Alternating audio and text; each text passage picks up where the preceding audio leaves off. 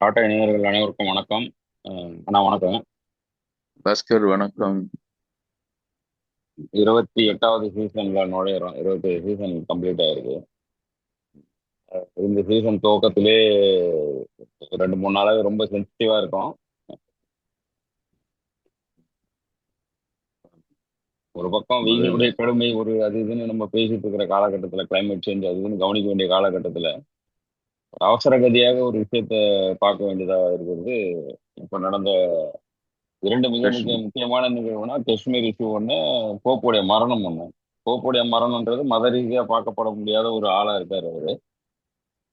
ஒண்ணு இருக்கு.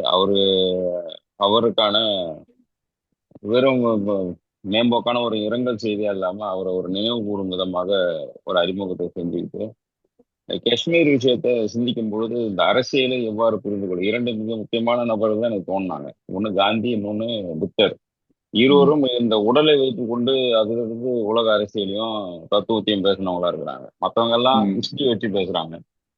இவங்க அந்த உடல்ல ஏற்படக்கூடிய விளைவுகளை தான் அரசியலா மாத்திருக்கிறாங்க. அதனால அவங்க ரெண்டு பேரையும் மையமா வச்சு ஒரு இந்த சீசன் முழுக்க அந்த அரசியலை பேசலாம் அப்படிங்கிறது என்னுடைய இதுவா இருக்கு.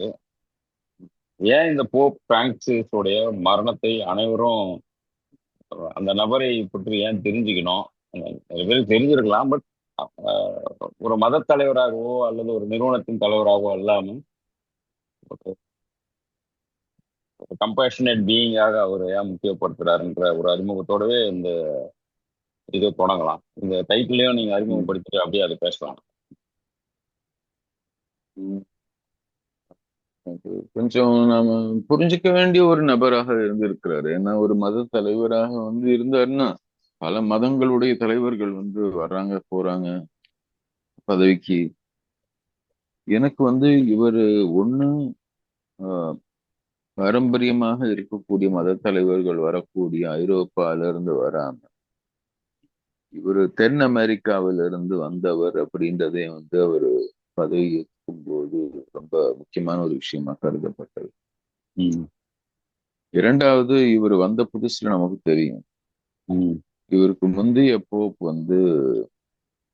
ரிட்டையர் ஆனார். அவருக்கு ம், உடல்நல ம், சரியில்லைன்னு சொல்லிட்டு ம், ரிட்டையர் ஆயிட்டு அவரு உயிரோட இருக்கும்போதே இவரை தலைவராக நியமிச்சாங்க. ம், மூன்றாவது, மக்களின் போக்குன்னு ஒரு எளிமையான ஒரு இது சொல்லி அவர் கார்டினலா இருக்கும்போது அந்த போப்புக்கான அந்த செலெக்ஷன் ப்ராசஸ்க்கு வரும்போது கூட வேட்டிக்கன்ல ஒரு பஸ்ல வந்தாரு அப்படின்னு சொல்லுவாங்க மக்களோட ம், சேர்ந்து. அது எனக்கு நினைவு இருக்குது. அவர் வந்த புதுசுல அந்த விஷயங்கள் நிறைய அவரை பத்தி பேசப்பட்டது. ம், இவர் எளிமையாக இருக்கக்கூடிய ஒரு நபர், மிகவும் எளிமையான வாழ்க்கையை கொண்டவர் அப்படின்றது நிறைய பேசப்பட்டது. தென் அமெரிக்காவில இருந்து வந்த முதல் போப்பு அப்படின்றது. ம், அதை தாண்டி வந்து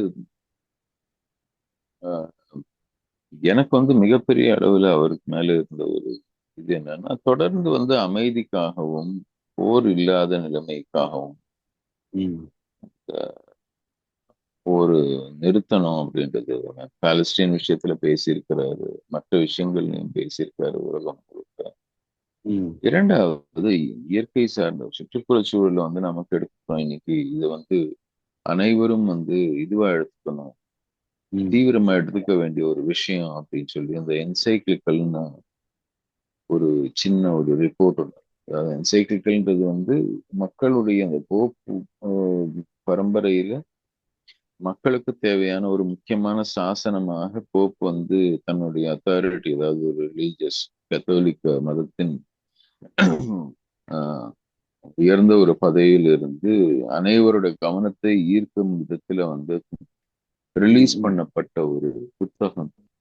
ம், அது இவருக்கு முன்னாடி ஒரு 300 400 வருஷத்துக்கு கிட்டத்தட்ட யாருமே அதை உபயோகப்படுத்தல. அப்படி ஒரு இன்ஸ்டிடியூஷன் இருக்குது, என்சைக்ளிக்கல்னு ஒரு புத்தகம் இருக்குதுன்றதை யாரும் உபயோகப்படுத்தல. இவர் தான் அதை பண்றாரு. அது கிளைமேட் சேஞ்ச் பத்தி, அதனுடைய தாக்கத்தை பத்தி, அதனால வந்து உலக அளவுல வந்து ஏழை மக்களுடைய வாழ்க்கை எப்படி பாதிக்கும் அப்படின்னு, ம், அதை ம், ஏன் வந்து இன்னைக்கு உலகத்தில் இருக்கக்கூடிய முக்கியமான பவர் சென்டர் அப்படின்னு சொல்லக்கூடிய ஆதிக்கம் செலுத்தக்கூடிய அரசாங்கங்களும் ஆஹ், ம், நிறுவனங்களும், ஒரு ஐநா சபையாகட்டும் மற்ற பேரும் ஏன் வந்து இது தீவிரமா வந்து இன்னைக்கு வந்து உலக அளவுல ஒரு எமர்ஜென்சியாக அதை பார்த்து ஏன் வந்து அதற்கான தீர்வுகளை நோக்கி போகணும். இல்லைன்னா ஏழை மக்கள், அதாவது environmental justice is cannot be thought about or spoken about without social justice இந்த மாதிரி ம், சமூக பார்வையிலிருந்து இந்த சுற்றுப்புற சூழல்ல இருக்கக்கூடிய பிரச்சனைகளை ஒவ்வொன்றையும் ஆராய்ஞ்சா நம்ம புரிஞ்சுக்கணும் அப்படின்னு. அதாவது ஆஹ், நம்ம ஊர்ல நமக்கு இந்த பிரச்சனை கிடையாது. ம், ம், நமக்கு வந்து அறிவியலுக்கும் ஆன்மீகத்துக்குமான ஒரு கான்ஃபிளிக்ட் வந்து நமக்கு கிடையாது. நம்ம வந்து பல கோடி பல ஆயிரம் கோடிக்கு செலவு பண்ணி ஒரு சேட்டலைட்டோ அல்லது ஒரு சப்மரீனோ வந்து ம், விஞ்ஞானிகள் தயாரிச்சா கூட அதை ம், கடலுக்குள்ள அனுப்புறதுக்கோ விண்வெளிக்கு அனுப்புறதுக்கு முன்னாடி தேங்காய் உடைச்சு அதுக்கு பூசை ம், பண்றதை வந்து நாம் வந்து ஒண்ணுக்கு ஒண்ணு முரணாக பார்க்கக்கூடிய விஷயம் நம்ம சமூகத்துல கிடையாது. ம், ம், இதையும் செய்வாங்க அதையும் செய்வாங்க. ம், ம், ஆனா மேற்கத்திய நாடுகள்ல வந்து அறிவியலுக்கும், அதாவது இந்த நவீன அறிவியலுக்கும் ஆன்மீகத்துக்கும் தொடர்ந்து ஒரு போட்டி ஒண்ணு நிலவுது. நீ சரி ம், அல்லது நான் சரி அப்படின்னு. ம். அது வந்து ரொம்ப தீவிரமாக ஒண்ணு ஒண்ணு பயங்கரமா எதிர்த்து அதுக்குன்னு ஒரு பெரிய ஒரு சண்டையே இருக்குது தொடர்ந்து. அது எல்லாத்தையும் தாண்டி அறிவியல் பூர்வமாக இன்னைக்கு கிளைமேட் சேஞ்சினுடைய தாக்கம் என்னன்னு தொடர்ந்து ஒரு 30 வருஷங்களாக விஞ்ஞானிகள் சொல்லிட்டே இருக்கிறாங்க. அதை ஆமோதிக்கிற விதத்துல ஒரு ஆன்மீக தலைவர்னு சொல்லுவார், ஒரு மத குரு வந்து வந்து பேசி இருப்பது ம், மேற்கத்திய நாடுகள்ல அந்த சயின்ஸ் அண்ட் ரிலீஜியன் அது ரெண்டுத்தையும் வந்து இணைக்கக்கூடிய ஒரு புள்ளியாக, ம், அது ரெண்டுத்தையும் சேர்ந்து இணைச்சு இங்கிருந்து நாம வந்து ஒட்டுமொத்த ஒட்டுமொத்த மனித சமூகமும் இதை வந்து தீவிரமாக எடுத்து சேர்ந்து வேலை செய்ய வேண்டிய ஒரு புள்ளி இது ம். அப்படின்னு வந்து இந்த புவிவெப்ப மாற்றத்தை பத்தி அவர் பேசி இருந்தது. அந்த climate change and global warming பத்தி அவர் பேசி இருந்தது. அது ரெண்டுத்தையும் ரிகன்சைல் பண்ணக்கூடிய, இது ரெண்டுத்தையும் ஒண்ணு சேர்க்கக்கூடிய, நாம வந்து இனிமே ஒன்னாதான் சேர்ந்து வேலை செய்யணும். இன்ஃபேக்ட் அந்த டைட்டிலே எனக்கு ரொம்ப பிடிச்சிருந்தது, அவர் காமன் ஹோம். எல்லாருக்கும் சொந்தமான ஒரே வீடு இதுதான். இந்த வீடை நாம பாதுகாக்கலன்னு நாம வந்து எல்லாருக்கும் வந்து இது கஷ்டமா தான் அமையும் அப்படின்ற விதத்துல அவரு ரிலீஸ் பண்ணி இருந்தது. எனக்கு ரொம்ப கவனம் ஈர்த்து நான் ரொம்ப, இன்ஃபேக்ட் நான் அது ஆன்லைன்ல போய் பிரிண்ட் அவுட் எடுத்து டவுன்லோட் பண்ணி பிரிண்ட் அவுட் எடுத்து அதை வந்து வாசிச்சு அதுக்கப்புறம் நிறைய பேருக்கு அந்த பீரியட்ல அதை ஜெராக்ஸ்ல போட்டு டாக்டர் ஜீவா கொடுத்து. வேக வேகமா மொழிபெயர்த்து நிறைய ஆயிரக்கணக்கான காப்பியை தமிழ்ல டிஸ்ட்ரிபியூட் பண்ணாரு. ம், இப்ப நூத்துக்கணக்கான காப்பியை நம்ம காரைக்கால் டேவிட் வந்து எப்பயுமே பையில வச்சுன்னு போற பக்கம்லாம் டிஸ்ட்ரிபியூட் பண்ணுவாரு. ம். அது ரொம்ப என்னன்னா முக்கியமான இதனுடைய வேலை. இதனுடைய முக்கியத்துவத்தை வந்து மற்ற மதங்களை சேர்ந்தவர்களுக்கு புரியலைன்னா கூட பரவாயில்ல, ம், கத்தோலிக்க ம். மதத்தை சேர்ந்தவர்களுக்கே வந்து புரியல. அது ஒரு மத நூலை தான் பார்ப்பாங்க. அவர் அந்த காமன் ஹோம்னு பேசினாவே பல பேர் அது உள்ள போய் படிக்காம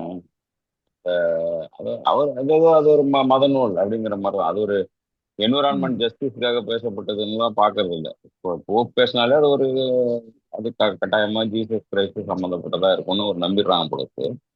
வாசிப்பு, ஒரு ஆழ்ந்த புரிதல், விசாலமான பார்வை இல்லாம இருக்கிறது ஒரு காரணம். இப்ப நீங்க சொல்லும் பொழுது இந்த அறிவியலாளர்களுக்கும் இந்த ஆன்மீகத்துக்கும் சண்டை நடக்கிறதுன்னு சொன்னீங்க இல்லையா? அறிவியலாளர்கள் எப்பவுமே ஆன்மீகத்தோட சண்டை போடுறது இல்லை.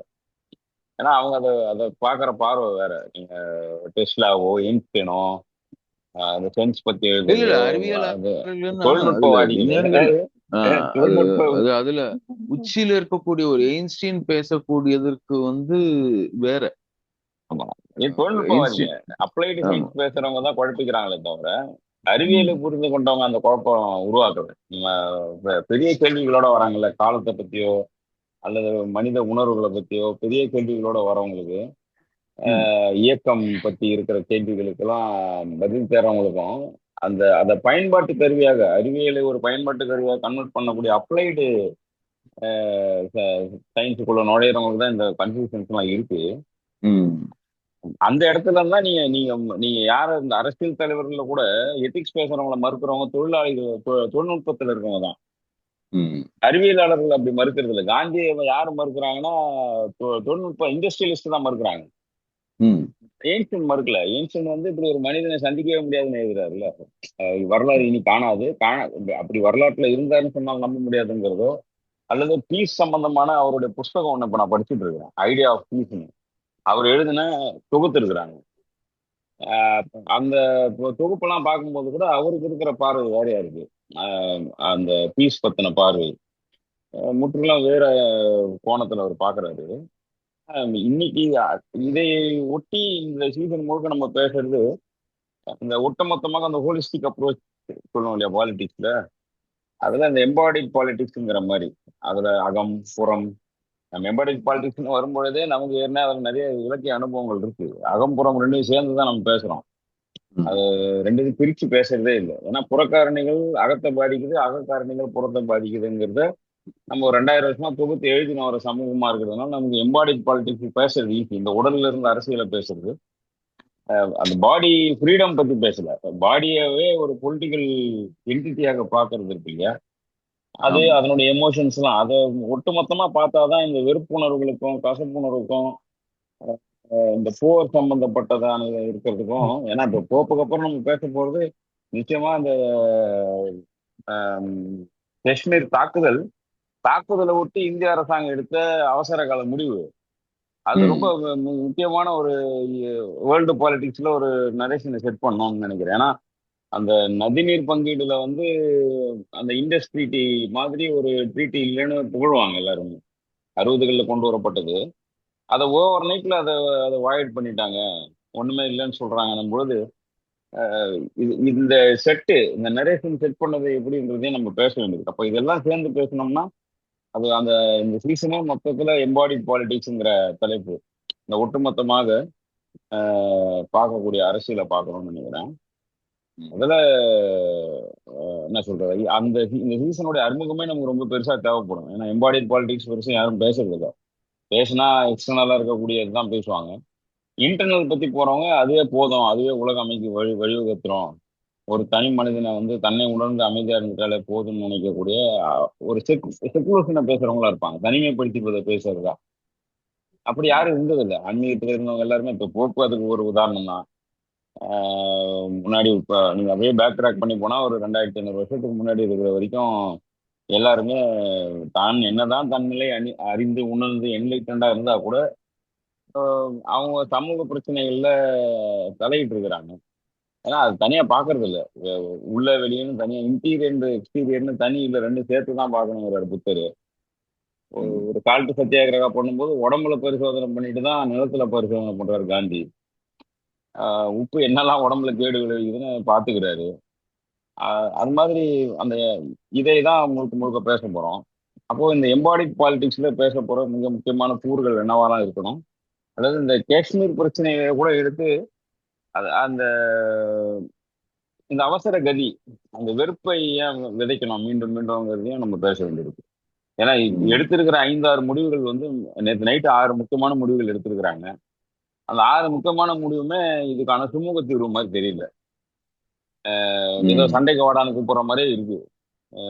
உன் ஆளுங்க நீ கூப்பிட்டுக்கோ, என் ஆளுங்க நான் கூப்பிட்டுக்கிறேன், பார்டரை மூடு, அங்க எம்பேசியை நான் மூடிட்டேன், இங்க உன் எம்பேசி ஆளுங்க கெடு அப்படிங்கிற வார்த்தை யூஸ் பண்றாங்க. ஒரு ம் வாரம் கெடு, மொத்த பேரும் வெளியேறணும், இண்டஸ்ட்ரிட்டியை வந்து முடிச்சுக்கிறோங்கிறது. இண்டஸ்ட்ரிட்டியை முடிக்கிறதுன்றது ஒரு 3 நதிநீர் பங்கீடு வந்து முடிச்சுக்கிறதா அர்த்தம், வெறும் இண்டஸ்ட் மட்டும் கிடையாது. ம் இப்போ அது அது எவ்வளவு பெரிய சோசியல் டிஸ்கஸ் அந்த பக்கம் உருவாக்கும், அதனுடைய எதிர்வினை என்னவா இருக்கும் அப்படின்றது. இது ஏதோ ஒரு வாய்ப்புக்காக காத்திருக்கிற மாதிரி தெரியுது. ஒரு பிரச்சனைன்றத ஒரு வாய்ப்பா பாக்குறாங்களோ அப்படிங்கிற கேள்வியில தான் எனக்கு இந்த சீசனே தொடங்கணும்னு நினைக்கிறேன். ம். நீங்க சொன்ன மாதிரி எம்பாடிட் பாலிடிக்ஸ் அப்படின்னு பார்த்தோம்னா அப்படின்னா என்ன அப்படின்றத முதல்ல சொல்ல வேண்டியது. ஸோ நமக்கு நம்மை சுற்றி இருக்கக்கூடிய ஒவ்வொரு விஷயமும் முக்கிய அரசியல் வாய்ப்பற்றுகள். நம்மளுடைய என்ன சொல்றது, சுத்தி இருக்கக்கூடிய விஷயம் நம்மளுடைய உடல்ல அதனுடைய தாக்கம் ரொம்ப அதிகமா. உணவாகட்டும், வாழ்க்கை முறையாகட்டும், பழக்க வழக்கங்களாகட்டும், நம்ம வாட் வி இன்ஜெஸ்ட்.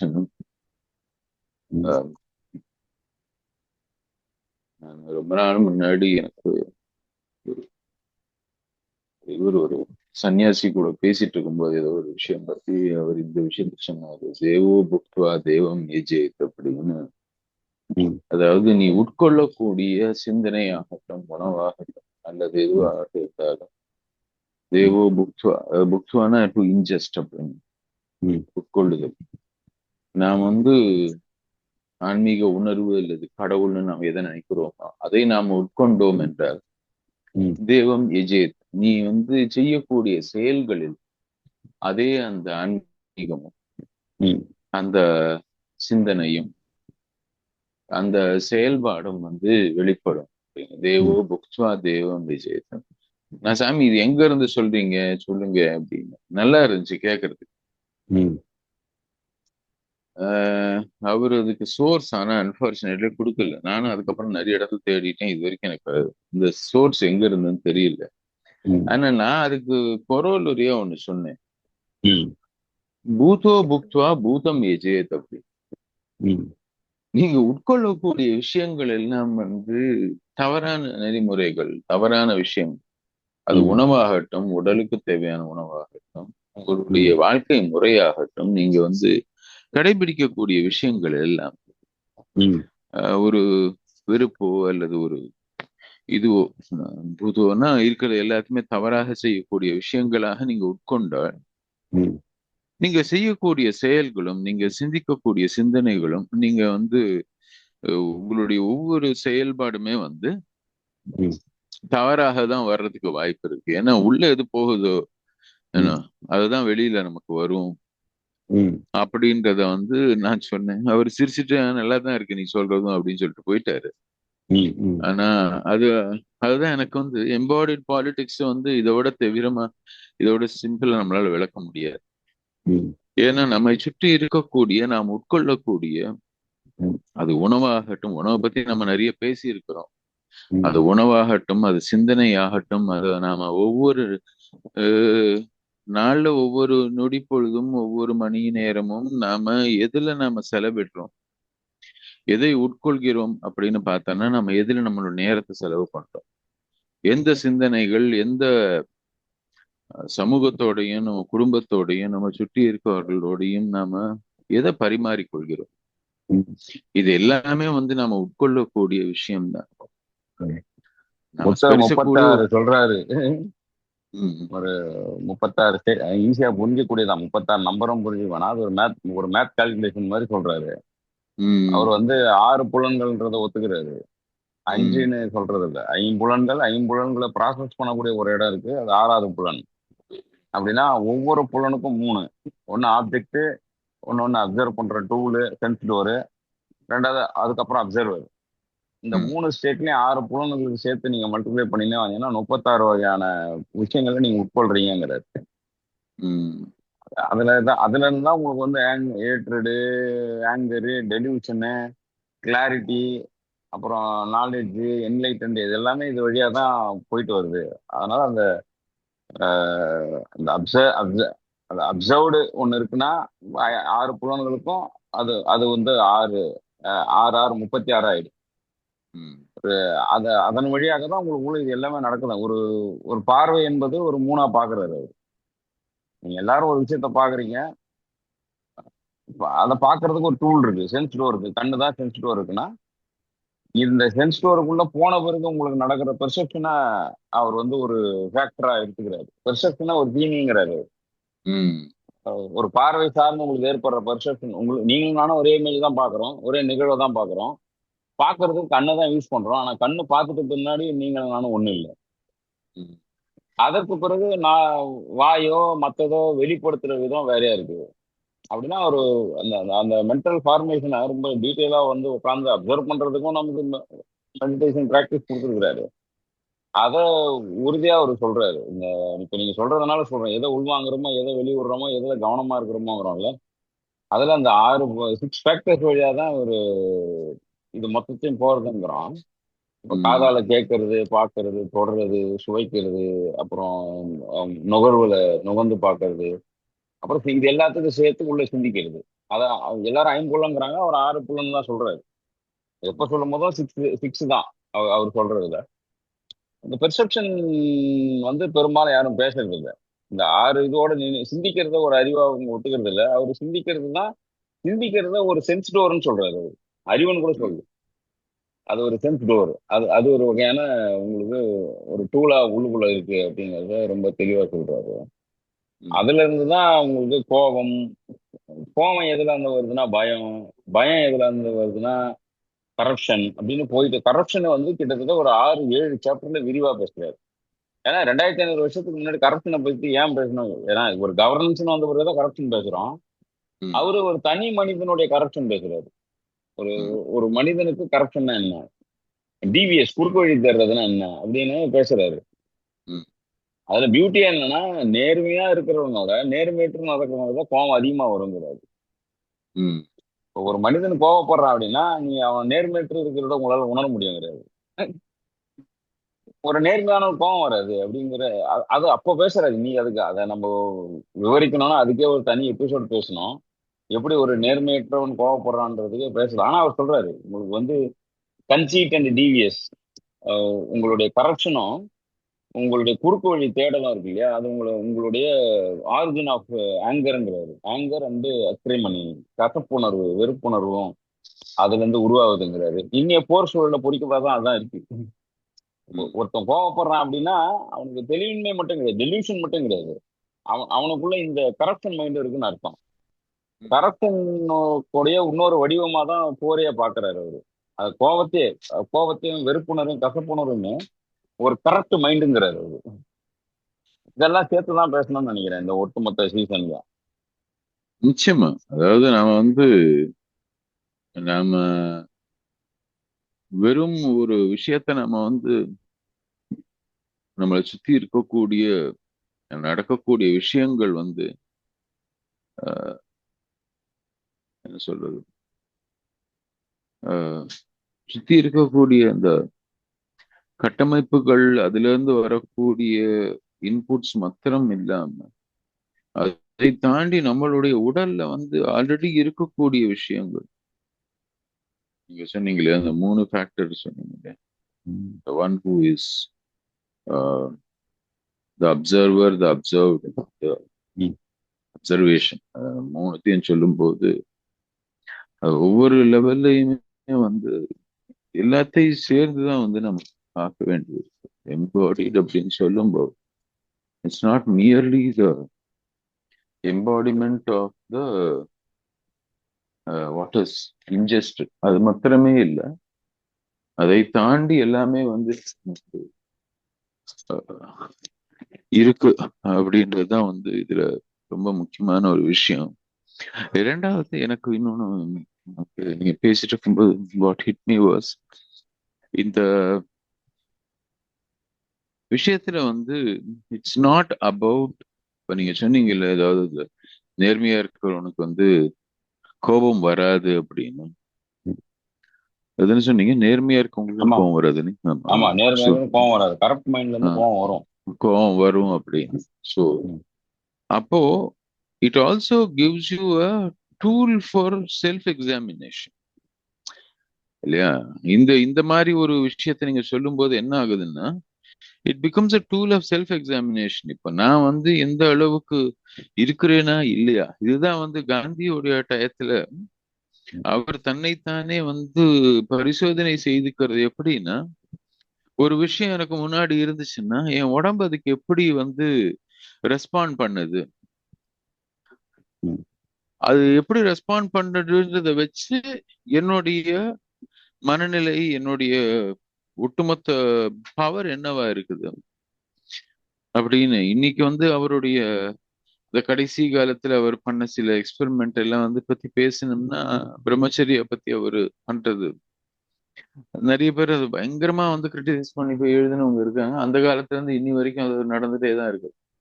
ம், அது நம்ம வந்து லிபரேஷன் பத்தி பேசக்கூடியவங்க, இன்ஃபேக்ட் அல்ட்ரா லிபரல்ஸ் கூட, ஏன்னா ம், அல்ட்ரா லிபரலுக்கு வந்து ஒரு கலாச்சார ஒரு நிர்பந்தம் இந்தியாவுல என்னன்னா காந்தியை எதிர்த்தாகணும் அப்படின்ட்டு. ம், தன்னை லிபரல்னு காமிக்கணும்னா ஒரு காலத்துல நீங்க காந்தியை திட்டி இருந்தாதான் இந்தியாவுல நீங்க லிபரல் ம், அப்படின்ற ஒரு நிலையில இருந்து ஆஹ் அப்படி இருக்கவங்களால கூட வந்து அவருடைய அந்த பிரம்மச்சரியத்தை அவர் வந்து வச்சு பேசின விஷயங்களை, ம், அவருடைய எக்ஸ்பெரிமெண்ட்டை வந்து வெளிப்படையாக பேசக்கூடிய தைரியம் யாருக்கும் இருப்பதாக எனக்கு தெரியல. ஈவன் ம், அமாங் த அல்ட்ரா லிபரல்ஸ் ம், இதை பத்தி பேசக்கூடிய தைரியம் இருக்குதான்னு எனக்கு தெரியல. தங்களை லிபரலாக காமிக்கக்கூடியவர்கள் கூட அவங்களோட ம், லிபரலா ஒரு மனுஷன் இதெல்லாம் எக்ஸ்பெரிமெண்ட் பண்ணி பேசி இருக்கிறாரு ஒரு காலகட்டத்துல. ம், அப்ப அப்கோர்ஸ் அந்த காலகட்டத்துல அவரை சுத்தி இருந்தவங்களுடைய நிலை வேற மாதிரி இருந்துச்சுன்னு வச்சுக்கோங்க. எதுக்கு ம், சொல்றேன்னா அதனுடைய ஆக்சுவல் டீப் இன்சைட் அதை பார்க்கும்போது அது என்னன்னா, ம், அவர் வந்து இந்த தன்னுடைய லெவல் ஆஃப் எம்பாடிடு ரெஸ்பான்ஸ், ம், தன்னுடைய ரெஸ்பான்ஸை வச்சு அவர் வந்து எந்த அளவுக்கு சுற்றி இருக்கக்கூடிய நிலைமை வந்து தன்னை பாதிச்சிருக்குன்றத வந்து எவாலுவேட் பண்ண முயற்சிக்கிறார். ம், it's something that is so deeply spiritual in a certain level that he is actually trying to experiment with his own body. ம், ஒரு ஒவ்வொரு விஷயமே வந்து தன்னுடைய உடம்பை சார்ந்த, நீங்க முதலே அறிமுகத்தில் சொன்ன மாதிரி ஒவ்வொரு டயத்திலையும் ஒவ்வொரு டிஃப்ரெண்ட் முயற்சி எடுக்கும் போதும் ம், இந்த முயற்சி வந்து தன்னுடைய உடம்புல இதனால என்ன தாக்கம் ஏற்படுது, ம், அல்லது தன்னுடைய உடம்ப வந்து பியூரிஃபை பண்றதன் மூலமாக தன்னை சுற்றி இருக்கக்கூடிய ஒட்டுமொத்தத்தையும் நம்ம சமூகத்தையே வந்து ஒரு நாட்டையே வந்து நான் வந்து இன்ஃப்ளூயன்ஸ் பண்ண முடியுமா ம், அப்படின்றது ஒரு, அதாவது என் சிந்தனையை நான் தெளிவுபடுத்திக் கொள்கிறேன், என் உடம்பை ம், வந்து நான் தெளிவுபடுத்துறேன். ம், என் ம், உடல், மனம், சிந்தனை இது எல்லாத்தையும் நான் வந்து மாற்றுறதன் மூலமாக ம், என்னை ம், சுற்றி இருக்கக்கூடிய குடும்பம், சமூகம், ஒட்டுமொத்த தேசத்தையும் நான் வந்து மாற்றி அமைக்க முடியும் அப்படின்னு ஒரு ம், மனுஷன் அதை நம்பி அதை வந்து தன்னுடைய வாழ்க்கையில வந்து இம்ப்ளிமெண்ட் பண்ணி அதை வந்து எல்லாருக்கும் வந்து அதை வந்து ஃபன்னிலி இனஃப் எல்லா விஷயத்தையும் பத்தி போதிச்ச மனுஷன் இதை பத்தி போதிக்கல. இது ம், வந்து ஒரு போதனை பொருளாக அவர் பார்க்கல. இது எல்லாராலையும் முடியும்ன்றதெல்லாம் வந்து அவர் யோசிக்கல, இல்ல எல்லாருக்கும் இதை பத்தி பேசணும்ன்றதும் சொல்லல. ம், ஆனா இத வந்து அவர் நம்பி இருக்கிறாரு. ஆனா அவர் வந்து இதை டெஃபினெட்லி ஃபாலோ பண்ணி இருக்கிறாரு அப்படின்றது தெரியுது. ம், ம், சோ எதுக்கு நான் அதை சொல்ல ஆரம்பிச்சேன்னா, this is a tool also, this is a tool for testing, hmm, not hmm, merely ஒரு நம்மளுடைய நிலையை வந்து நம்மளே நம்ம செல்ஃப் அனாலிசிஸ் பண்றதுக்கான ஒரு டூலாக அவர் பயன்படுத்தி இருக்கிறாரு பொது வழியில. ம், ம், அதை வந்து மத ரீதியில பல பேரும் பண்ணியிருக்காங்க. ஜெயினர்கள் வந்து, சமணர்கள் வந்து, சமண முனிவர்கள் வந்து ரொம்ப தீவிரமா இதை பண்ணியிருக்காங்க. இதுக்காகவே அவங்களுடைய பெரிய ஒரு இதுவே இருக்கு. பௌத்த மதத்துல ஆரம்பிச்ச சமணர்கள் இந்து மதத்திலையும் அது இருக்குது. ஒரு லெவல்ல வந்து தீவிரமான அந்த இதை கடைபிடிக்கிறவங்க, உடலை வந்து வருத்தி விஷயங்களை செய்யறவங்க அப்படி. அந்த அளவுக்கு நாம எல்லாரும் சிந்திக்க வேண்டிய அவசியம் எனக்கு வந்து இருக்குன்னு தோணல. அது வந்து ஹம், அதற்காக அந்த வழியில தங்களுடைய வாழ்க்கையை அமைச்சவங்க பண்ணிருக்கலாம். ஆனா நாம இன்னைக்கு எம்பாடிட் பாலிடிக்ஸ்னு சொல்லும்போது இன்னைக்கு இருக்கக்கூடிய அரசியல் சூழல், அரசியல் விஷயங்கள் நம்ம வந்து எந்த அளவுக்கு பாதிக்குது, அது உடல் ரீதியாகவும் மன ரீதியாகவும் நம்மளை பாதிக்குதா அப்படின்றதே நம்ம வந்து புரிஞ்சிட்டு இருக்கோமா இல்லையா? ம், அதை புரிஞ்சிட்டோம்னா அதுல இருந்து நாம வந்து எப்படி விடுபட போறோம், அல்லது அதுல இருந்து நம்ம எப்படி பாதுகாத்துக்கிறது ம். அப்படின்றதுதான் எனக்கு தெரிஞ்சு நான் வந்து நம்ம கொஞ்சம் இந்த சீசன் முழுக்க பேசினா நல்லா இருக்கும்னு எனக்கு தோணுது. இன்னொன்னு நம்ம எல்லாமே ஒரு இவர் அடிக்கடி சொன்னே இருப்பல நம்ம நாலேஜ் கன்சியூமர் ஆயிட்டோம் அப்படின்னு. ஒரு உம் ஒரு விஷயத்த கன்சியூம் பண்ணி பெர்செப்ஷனை கொடுக்குறோமே தவிர இப்போ ஒரு பயணம் நம்ம பட்டதில்லை. ஒரு ஒரு இண்டஸ்ட்ரி பத்தி பேசுறோம் அப்படின்னா, ஒரு பியாஸ் பத்தி பேசுறோம்னா நமக்கு கிடைக்கிறது ரொம்ப குறைச்சலான தரவுகள் தான். கல்வியின் வழியாக சொல்றேன், இந்த அகாடமிக் எஜுகேஷன் வழியா நமக்கு கிடைக்கிறது. ஒரு நதின்றது அவங்க என்ன பாக்குறாங்கன்னா, தண்ணி, ஒரு வாட்டர் பாடி, அப் ஸ்ட்ரீமு, டவுன் ஸ்ட்ரீமு அப்படிங்கிற விஷயத்தை தாண்டி அதை சுத்தி இருக்கக்கூடிய மற்ற எந்த சோசியோ பொலிட்டிக்கல் விஷயங்களும் நமக்கு வந்து தேடுறது இல்லை அகாடமிக் வழியா. இரண்டாவது, பயணப்படுறதுன்றதும் நமக்கு எப்படி ஆயிடுச்சுன்னா, ஒரு எக்ஸ்கர்ஷன் மாடல் தான். ஒரு ஒரு என்ஜாய் பண்றதுக்காக அப்படிதான் நான் பண்றோமே தவிர, அதுவும் அவசியம். ஆனா அதோட சேர்ந்து இந்த அரசியலை புரிஞ்சுக்கவே நம்ம முடியறது இல்லை. இப்ப நீங்க வந்து ஒரு பியாஸ் நீங்க எடுத்தீங்கன்னா, ஒரு பியாஸை நீங்க போய் பார்த்தாலே நம்ம வந்து அதை அது அந்த அதை வந்து வெளியே வரவே முடியாது. ஒரு 25 அடி உயரத்துக்கு தண்ணி போகும் சில இடங்கள்ல, காங்கரால்லாம். மேல இருந்து பாத்தீங்கன்னா கீழே கூழாங்கல் தெரியும். ம், அது கிறிஸ்டல் கிளியர்னு சொல்லுவோம்ல, அந்த மாதிரி இருக்கும். நான் அதை போட்டோவே எடுத்து வந்துடுறேன். கீழே ஒரு அந்த ஒரு 15 அடி இதுல தண்ணி போறதெல்லாம் போட்டோ எடுத்தோம்னா அப்படியே டிரான்ஸ்பரண்ட்ல போய் எடுத்த மாதிரி இருக்கும். கலர் மட்டும் கொஞ்சம் ஏதோ டிண்ட் வச்ச மாதிரி, ஒரு ப்ளூ டிண்டோ ஒரு ஒரு டீல் கலர்ல ஒரு டிண்ட் வச்ச மாதிரி தெரியுமே தவிர அவ்வளவு டிரான்ஸ்பரண்ட் இருக்கும். இப்படி இருக்கும். சில இடங்கள்ல அகலம்னு பாத்தீங்கன்னா கிலோமீட்டர் கணக்குல அகலம் இருக்கு அந்த நதி. ம், அந்த அந்த நதியை ஒட்டி இருக்கிற பண்பாட்டு, கலாச்சாரம், அரசியல், இப்ப இண்டஸ்ட்ரியிலே பாத்தீங்கன்னா பியாஸ் நமக்கு சொந்தம் இருக்கு. ம், அவங்களுக்கு வந்து இப்ப ராவி, சட்லஜ், பியாஸ்லாம் நமக்கு சொந்தம். இண்டஸ், ம், சென்னாபு இதெல்லாம் அவங்களுக்கு சொந்தம் அப்படின்னு இப்போ சொல்றோம் இல்லையா. அவங்களுக்குன்னா பாகிஸ்தானுக்கு சொந்தம். இன்னொன்னு முக்கியமா அந்த பிபிலே நான் முக்கியமா பாக்குறது என்னன்னா, அந்த கன்ஸ்ட்ரக்டிங் பாத்வேஸ் அண்ட் டெக்னாலஜி இருக்கு இல்லையா, அதுக்கு நாங்க ஃபண்ட் பண்ணுவோம்னு ஒத்துக்கின்னு இருக்கிறாங்க. ம், இந்தியா வந்து பாகிஸ்தானுக்கு வந்து ஃபண்ட் பண்ணோம் அப்படின்னு ஒத்துக்கிறது அந்த ஒட்டுமொத்த ட்ரீட்டிலே ரொம்ப முக்கியமானது. நேத்து ம், நடந்த ஒரு, அது எந்த மதத்துக்காரங்க எந்த மதத்துக்காரங்க சுட்டாங்க காப்பாத்துனாங்கன்ற அந்த அந்த இதை கடந்து நீ இந்த அரசியல்ல வேக வேகமா இவங்க எடுத்த முடிவு என்னன்னா, இது மொத்தத்தில் லாக் பண்ணிட்டாங்க. ஒட்டுமொத்த ஒரு தேசத்தின் மீது அவ்வளவுதான். ஒரு தேச பிரச்சனையாக மாறி போச்சு. இப்போ ஒரு ஒரு ஒரு குழு பிரச்சனையா முதல்ல கிரியேட் பண்ணி, இது பாகிஸ்தானியர்கள் தான் அப்படின்னு ஒரு ம், படத்தை வரைஞ்சு, அவர்களுக்கு ஒரு முஸ்லீம் பேரை சூட்டி, அப்புறம் பேண்ட் அவுத்து பார்த்தாங்கன்னு எழுதி, பூணூல் இருக்கான்னு பார்த்தாங்கன்னு எழுதி, ஏதோ ஒன்று எழுதி அப்படியே செட் பண்ணியே வந்தாங்க. அந்த டென்ஷன் கொஞ்சம் குறையிற மாதிரி வந்ததுமே அடுத்தது இந்த கட்டுப்பாடுகள், விதிகள் எல்லாத்தையும் வந்து, அதுல பியூட்டி என்னன்னா, அதுல எந்த விதமான ராணுவ தளபதிகளும் பங்கு பெற்ற மாதிரி தெரியல.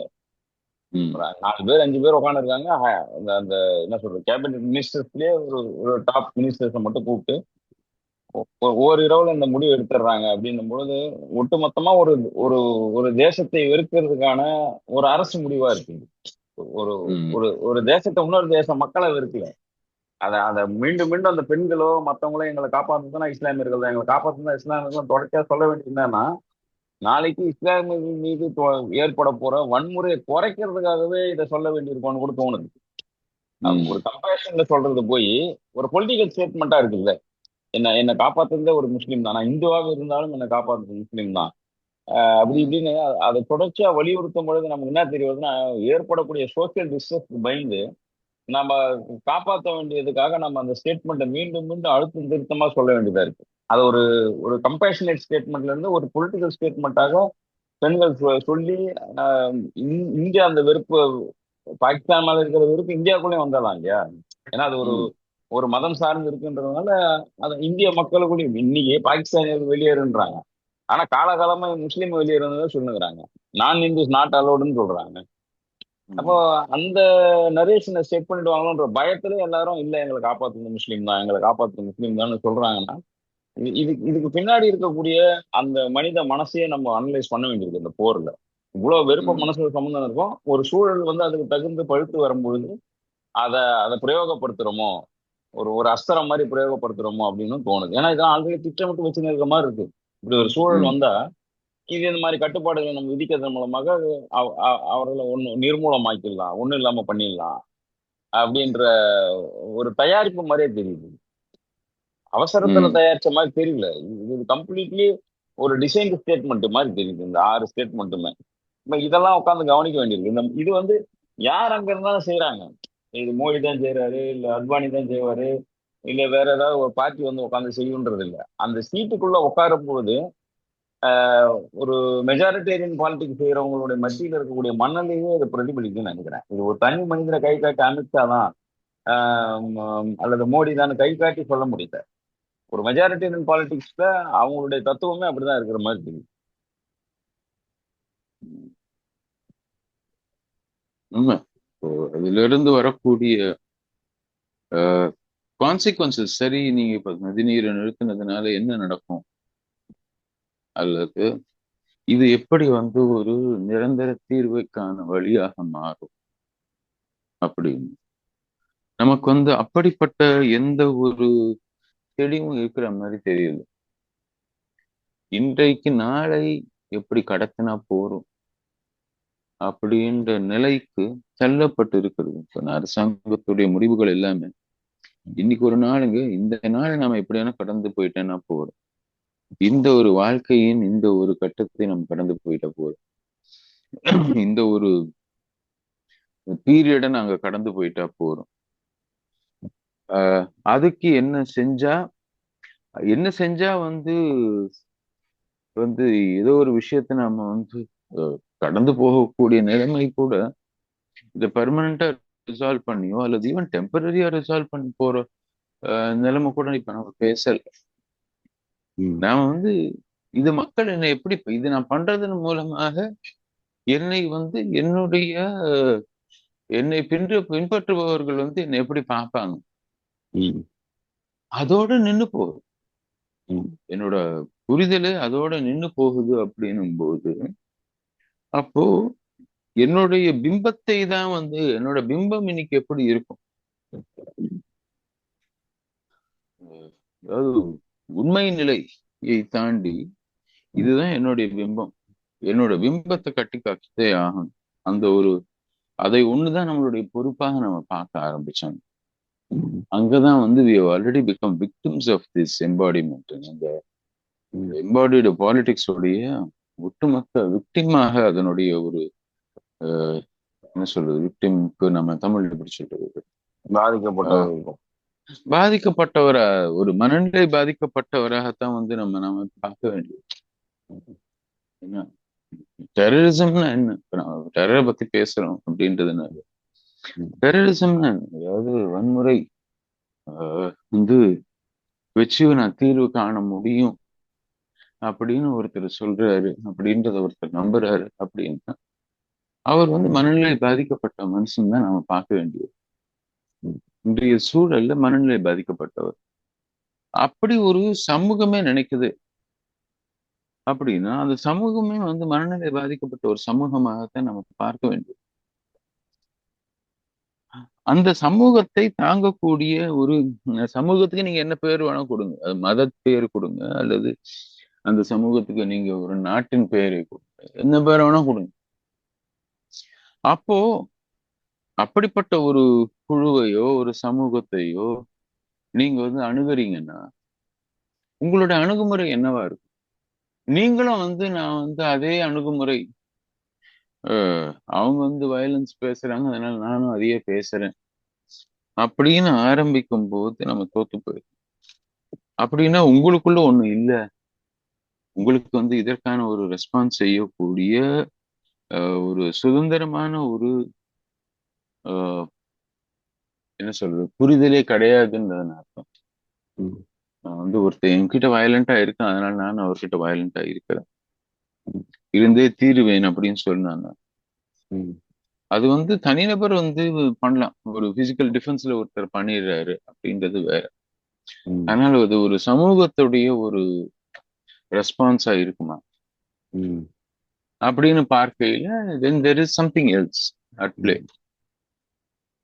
அது வந்து உங்களுடைய where do you come from, what do you see yourself as, நீங்க உங்களை எதுவா பாக்குறீங்க அப்படின்னும் போது அப்பதான் வந்து நீங்க குறுகிய கால ஒரு பிம்பத்தை மட்டுமே தாங்கி பிடிக்கக்கூடிய ஒரு ரெஸ்பான்ஸ் வந்து நீங்க பாத்தீங்கன்னா தட் மீன்ஸ் உங்களுக்கு வந்து ஒரு டீப்பர் கன்விக்ஷனே இல்லைன்னு அர்த்தம். உங்களை பத்தின ஒரு புரிதல், அடுத்தவனை பத்தின புரிதலை விட்டுடும், உங்களை பத்தின ஒரு புரிதலே உங்ககிட்ட இல்லைன்னு.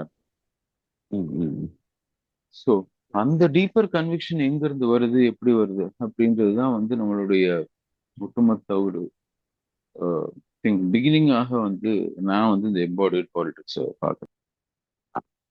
தொடர்ச்சியா பேச வேண்டியிருக்கு. அறிமுகம்ன்றதுனால இந்த எல்லையில நிறுத்திப்போம். அதனால இந்த அரசியல் அப்படிங்கிறதுனுடைய பல்வேறு பரிணாமங்களை பத்தின கன்விக்ஷன் ஸ்டேட்ல இருந்தும் சரி, இந்த ஹோலிஸ்டிக் அப்ரோச்லையும் அடுத்து வரக்கூடிய 4 எபிசோட் பார்ப்போம். இந்த வெறுப்புணர்வு, கசப்பு, போர், இந்த சூழலை பத்தி தொடர்ச்சியா கேளுங்க. நாட்டை நேயர்கள் அனைவருக்கும் நன்றி. நன்றி, வணக்கம். தொடர்ந்து கேளுங்க ராட்டை.